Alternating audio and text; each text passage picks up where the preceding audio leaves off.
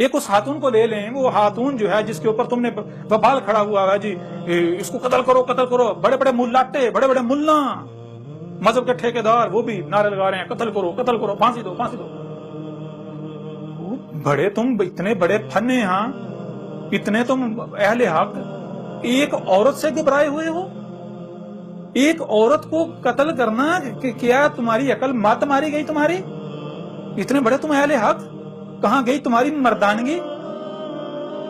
ایک عورت جو ہے اور عورت نے کیا کیا؟ اب جب جیسے تم کہہ رہے ہو کہ بھائی جو جس پر ہم نے اپنے والدات کو پایا، جو نسل در نسل چل رہا ہے وہی حق ہے، ہم اس سے ہٹنے کو تیار نہیں ہیں، تو کیا عیسائیوں کا پھر اس بنیاد پر حق نہیں ہے؟ انہیں بھی حق حاصل ہے، جیسے تم کر رہے ہو وہ بھی اس طرح کر رہے ہیں۔ اب ذرا غور کرو، ذرا غور کرو، اگر کھیتوں میں کام کرتے ہوئے ایک عیسائی عورت اپنی بچی کو پانی پلا دیتی ہے مسلمان عورتوں کے کسی برتن میں گرمی کی وجہ سے، اور مسلمان عورتیں اسے گالیاں دیتی ہیں، برتن کو توڑ دیتی ہیں کہ تیری جرت کیسے ہوئی کہ تو عیسائی جو ہے اتنی پلید عیسائی ہو۔ آپ کو پتا ہے پاکستان کے پنجاب کے اندر جو عیسائی ہیں ان کو چوڑے کہا جاتا ہے، عیسائی جو ہے اس کو برتن کے قریب کسی نے گزرنے دیا جاتا، عیسائی اگر کسی برتن کو ہاتھ لگا دے وہ برتن کو مسلمان استعمال نہیں کرتے۔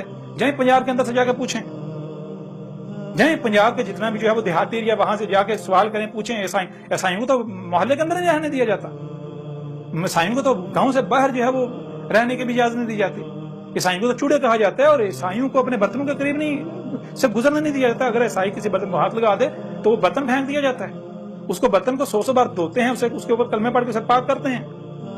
اس عورت نے اپنی بیٹی کو پانی پلا دیا، گرمی تھی، ظاہر بات ہے اپنا اس کے پاس پانی ختم ہو گیا، اس نے اپنی بیٹی، اس کی بیٹی پیاس سے گرمی کی شدت ضرور ہے، اس نے اپنی بیٹی کے بچی کی چھوٹی بچی کو پانی پلا دیا مسلمانوں کے گلاس میں، تو کیا ہوا؟ وہ عورتیں اس کے اوپر ٹوٹ پڑی، تیری جرت کیسے ہوئی، تو ایک عیسائیہ ہو کے ہمارے گلاس میں تو نے ہمارا گلاس پلید کر دیا، تو نے ہمارا پانی پلید کر دیا، اب ہم کہاں سے پانی لے کر آئیں گے؟ ہم تیرے لیے لے کر آئے تھے، اتنی گرمی میں ہم پانی لے کر آئے تھے، ہم تو یہاں فالسہ اکٹھا کرنے آئے تھے، ہم نے تو پانی لے کر سارا دن ہم نے اس پر گزارا کرنا، تو نے ہمارا پانی پلید کر دیا، تو نے ہمارا برتن پلید کر دیا، ہمارا ایک تو پانی ضائع کر دیا، پانی پلید کر دیا، دوسرا ہمارے برتن پلید کر دیے، تیسرا ہم گرمی سے یہاں مریں گے تیری وجہ سے، ہم اگر یہاں کام چھوڑ کر جاتے ہیں ہماری جو ہے وہ دہاڑی جو ہے وہ ضائع ہو جائے گی، تیری جرت کیسے ہوئی؟ اس کو گالیاں دی، اس کو یہاں تک تھپڑ مارے، اور اس کے بعد اس عورت نے کیا کہا؟ اس عورت نے صرف یہ کہا کہ کیا تمہارے نبی نے یہی تعلیم تمہیں دی ہے؟ یعنی کہ تم جو کچھ کر رہی ہو پھر یہی تو تمہارے نبی نے کیا ہے نا؟ تو سچی تھی وہ، اگر یہ کردار اگر خود کو مسلمان کہلوانے کا یہ کردار ہے، ان کا یہ کردار ہے، تو پھر یہ کردار کس نے سکھایا ہے؟ آپ کیا کہتے ہو؟ آپ کہتے ہیں محمد ہمارا رسول ہے، تو رسول کیا ہوتا ہے؟ رسول میں اللہ کہہ رہا ہے، رسول میں تم کو کیا کرنا؟ اس کو ہنسنا جو ہے اخذ کرنا ہے، جو رسول نے کیا جیسا رسول نے کیا وہی کرنا ہے، ویسے ہی کرنا ہے۔ تو اگر جو ہے تم یہ کرتے ہو تو تم تو لوگوں کو، دوسری اقوام کو، دوسرے مذہب کو، دوسرے کہہ رہے ہو کہ دیکھو ہمارے رسول نے ہماری یہ تربیت کی، ہمارے رسول نے ہمیں یہ تربیت کی ہماری۔ اب وہ یہ نہ کہتی تو یہ اب توہین رسالت ہو گئی، سب سے بڑے مجرم تم لوگ ہو، سب سے بڑے توہین تو تم کرتے ہو، سارے کے سارے ملا اکٹھے ہو جو تم لوگوں نے یہ جو توہین رسالت کی ہے نا، توہین رسالت کی سزا، گستاخ رسول کی سزا سر تن سے جدا، گستاخ رسول کی سزا صرف موت۔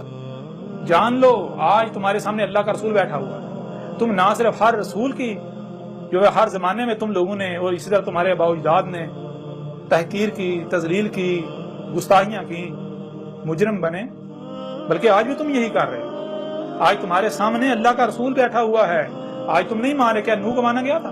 اور نوح کی موجودگی میں بھی کوئی نہ نوح کو مانا، لیکن جب عذاب آیا سب مان گئے۔ ہود کی موجودگی میں کوئی نہیں مانا، جب عذاب آیا سب مان گئے۔ صالح کی موجودگی میں کوئی نہیں مانا، جب عذاب آیا سب مان گئے۔ یعنی جب تک زبان سے دعوت دی جاتی نہیں، کوئی نہیں مانا، نہیں ہم اپنے آباء و اجداد کے پیچھے چلیں گے، آباء و اجداد کے پیچھے چلیں گے، آباء و اجداد کے پیچھے چلیں گے، ہم اس سے نہیں ہٹیں گے، یہ اکیلا سچا۔ اور جب ڈنڈا چلا، ڈنڈا حرکت میں ہے، ہاتھ حرکت میں ہے، جب تک زبان کام کرتی ہے، زبان اپنا کام کرتی ہے، نہیں کوئی نہیں مانتا۔ بہت کام ہے جو تھوڑے ہیں جو مانتے ہیں، لیکن جب ڈنڈا حرکت میں آتا سارے مان جاتے ہیں۔ تو تم ڈنڈے سے سمجھنے والی قوم ہو، مانو گے، تم سارے مانو گے کہ مانے کو سب سے بڑے گستاخ رسول تم ہو۔ آج جو کچھ تم کر رہے ہو، تم نہ صرف محمد کے گستاخ ہو، تم ہر رسول کے گستاخ ہو۔ آج اللہ نے اپنا رسول بھیج دیا، تم اس کے گستاخ ہو، اور تمہاری سزا اللہ نے کیوں تجویز کرنی؟ تم نے خود تجویز کی ہوئی ہے، تم خود یہ سزا تجویز کر کے بیٹھے ہوئے ہو کہ گستاخ رسول کی سزا سرطان سے جدا، گستاخ رسول کی سزا موت ہے، صرف موت ہے۔ تو یہی سزا تمہیں دی جائے گی، پریشان کیوں ہوتے ہو؟ تم نے خود تجویز کی ہے، تو جو گستاخ رسول ہوگا اس کو یہ سزا دی جائے گی. ملے گی کون دے گا؟ اللہ دے گا. دیکھنا پریشانی میں تو بات ہی کوئی نہیں. یہ جو تم کہہ رہے ہو کہ اللہ تیرے اوپر عذاب لائے، اللہ تجھے یہ کرے، اللہ تجھے غرق کرے، یہ کرے وہ کرے، کیوں کہہ رہے ہو؟ اگر میں یہ جو میں دعوت دے رہا ہوں اگر میں یہ دعوت نہ دیتا تو کیا پھر بھی تم یہ کہتے؟ نہیں کہتے. کیوں کہہ رہے؟ تم کہہ رہے ہو یہ کذاب ہے.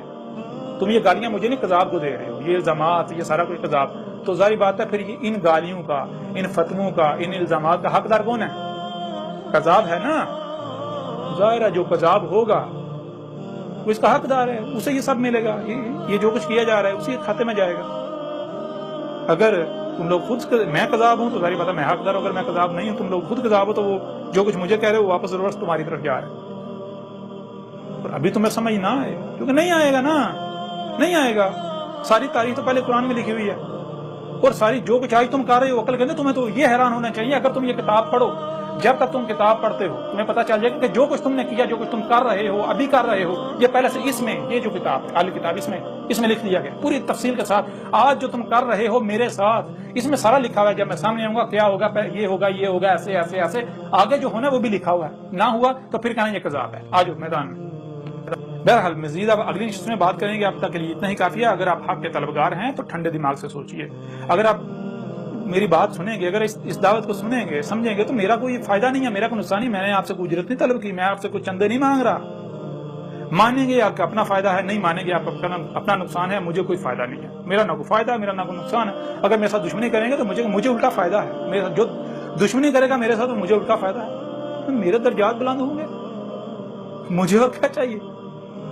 میں تو اس میں بھی لکھا ہوا ہے، اس میں کہ اگر میرے ساتھ دشمنی کی جاتی ہے، میں تو چاہتا ہوں میرے ساتھ دشمنی کی جائے. کیوں؟ میرے ساتھ دشمنی کی جاتی ہے، جتنی دشمنی کی جائے گی میں اتنے درجات بلند ہوں گا، میں اتنا رفع ہوں گا، اوپر سے اوپر. کرو، کھل کے کرو، عیاشی کرو، لیکن گالیاں دے سکتے ہو، الزامات لگا سکتے ہو، کتوں کی طرح بھونک سکتے ہو. اہل حق ثابت نہیں ہو سکتے، دلائل سے غلط ثابت نہیں کر سکتے. کوئی دنیا کی طاقت مجھے جو ہے وہ کذاب ثابت نہیں کر سکتی، میرا رد نہیں کر سکتی. اگر کسی میں ہمت ہے تو میدان کھلا ہے، سامنے آ جائے.